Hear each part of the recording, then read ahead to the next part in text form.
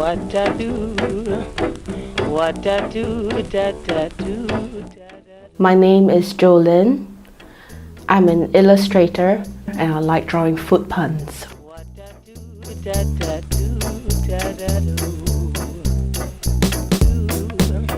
What I do, what I do, da da do, da da do.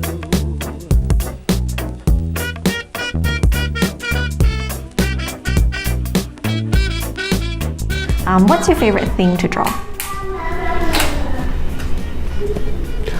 Avocado. I know it's so random, but I love avocado. It's just the odd little top shape and big round thing, and it's got that little thing in the middle, and you can come up with so much stuff from just an avocado. I love avocado. Yeah.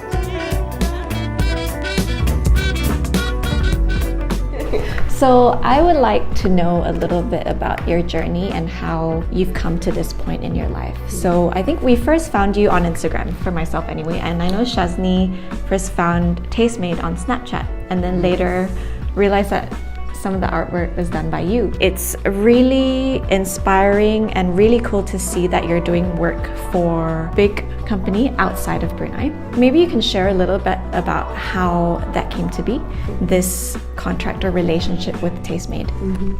I think when I started Instagram, it's when I started exploring drawing again, because I kind of stopped for a little bit because I was working for Brunei Times, and then it's all to do with advertising, so it's not really your own work. So when I have stopped working for the Brunei Times, I got married, had Emma, and I think I just had so much free time on my hands. And you know, I'm going through my 30s, and then you would think about, oh gosh, what am I doing with my life, that kind of thing.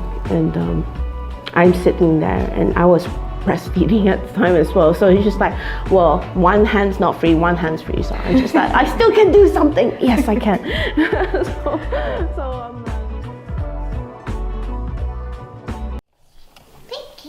Big cake. So this I tend to hang, when my friends come around, they tend to hang around here. Right. But then we also have a TV. We have 2 TV rooms. Basically, this area is no longer mine. It's her domain, that little one domain, that's it.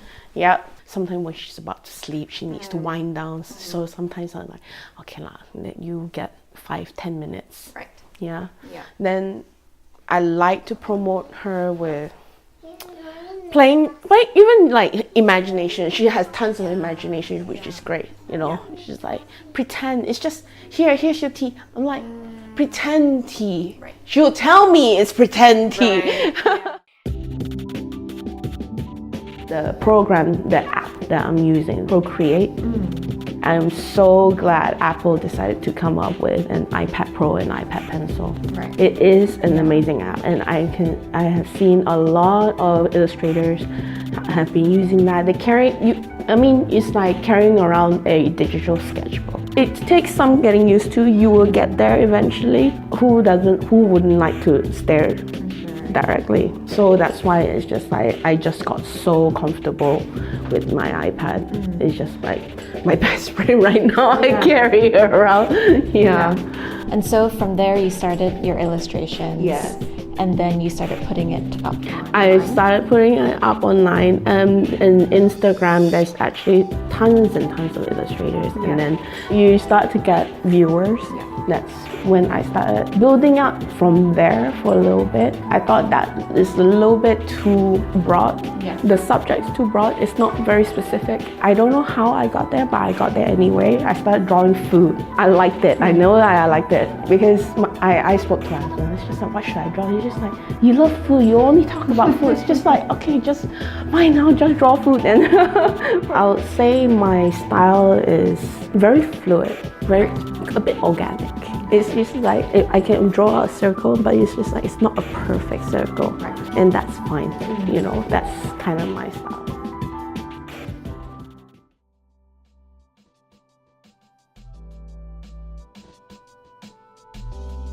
With the line of work that you're in, we'd say that you're working remotely. How has that experience been? And is it a challenge to work remotely from your clients, your audience? I think when it comes to working overseas, you have to tweak to what their culture is. And fortunately for us Bruneians, we are well exposed to American culture, where I look into their social media as well. And when it comes to food trends. Food trends is so important. That kind of helps me with Tastemade as well, because there are a lot, you'll be surprised, there are a lot of foods out there that we have no idea what they are. So I have to keep up with that as well. So you recently have the rainbow trend, the glitter trend, unicorn trend, then you've got the charcoal, then now there's some form of coffee. I think everyone is drawn to that area because it's just too comfy. Right. Hello. You can stay here, but 你盖一下，看到了。So this is Jolene's sister. That's my sister. Hello. Hope you don't mind. This is where I work. This is my corner. That's my corner. That's her corner. You spend a lot of time here together as well. Yeah. Yeah. I think it was kind of obvious when I just let myself.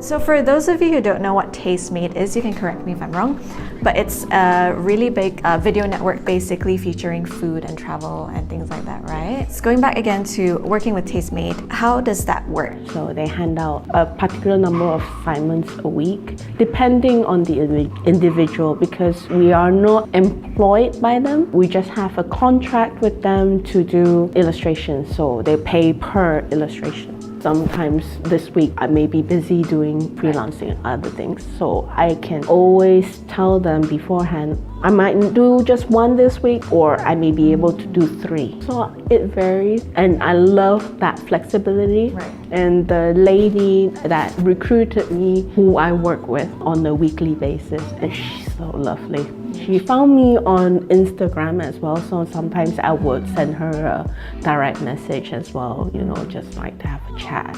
Yeah. When I started off, she was like, your color combos, it has to be a little bit vibrant. So you need more vibrancy in my work. How much creative freedom do you get creating these designs for Tastemade, or anyone else in fact? For Tastemade in particular, I think they pretty much gave you all the freedom. Because you won't want to employ an illustrator that doesn't, if you don't like their work.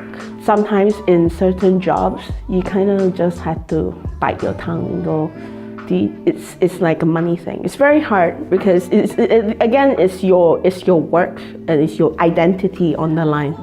Yeah. I want to do it my way, but they're not happy. So you kind of have to draw a line where you try and telling them, well, it's my way. Right. And if they don't accept it, you have to do it that way. I think people often forget that when they engage with designers, they are essentially artists in their own right. And like you said, they have their own style and everything. I tried to add some stuff, but I just like slowly in time, I will fill this space up with all my stuff. Yeah. he is brilliant. It's a he. Right. He did this illustrator. Love his work. You should have a look at it. I love this. Yeah. Like I love sushi and like especially salmon. But currently I'm in a very mint and pink mood. Oh yeah. Mint and pink. Okay. I don't know why. So this is where I was doing more bigger work. So in like vector work. Unfortunately for Procreate, they don't do vector work.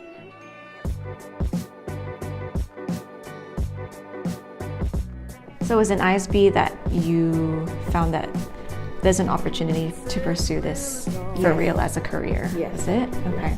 Did you foresee this happening where you are now creating work from home? Was this a dream of yours, a vision of yours? Honestly, yes.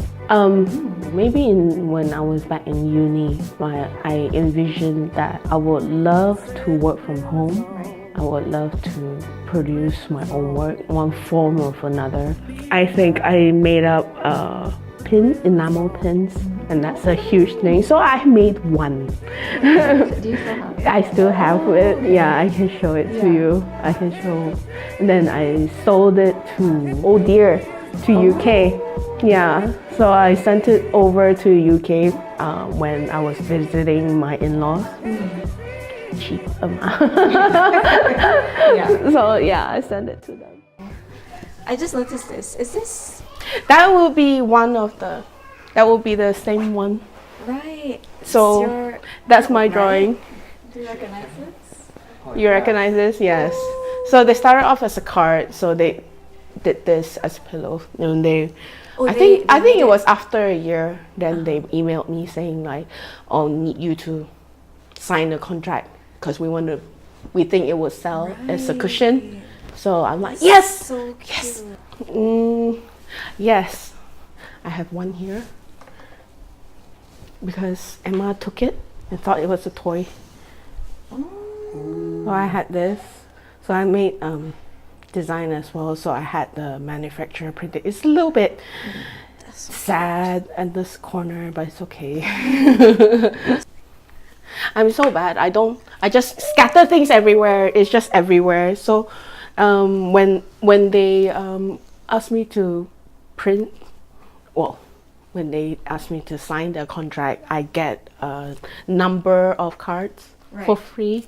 So I got that cushion for free as well. So I'm waiting for the chocolate to come for free. Yeah. So with what you're doing now, where do you see it heading? Do you want to keep creating digital art for clients? Do you eventually want to perhaps make a name for yourself as an artist? I think it will come to a point where I want to be, this is Jo's work and she's selling her. It could be maybe art prints, you know. And I have certain requests from people. It's just like, do you sell prints of your work? And like, no, unfortunately with what I've done with Tastemade, it's like you're contracted, you're binded down with the fact that they own your work.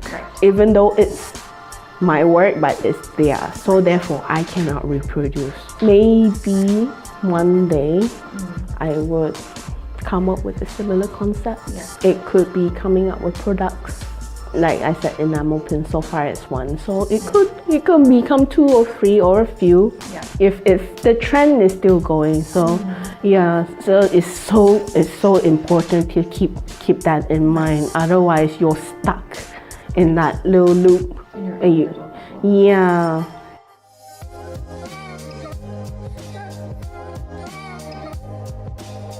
Perhaps for people out there who want to explore a career as a graphic designer, I think just dab into what you like to do, like what you like to draw. May it be, well, in graphic design is so huge. It could be, you can be purely advertising. You can be very typography based. So you kind of dab into something in particular and then you just kind of stick with it.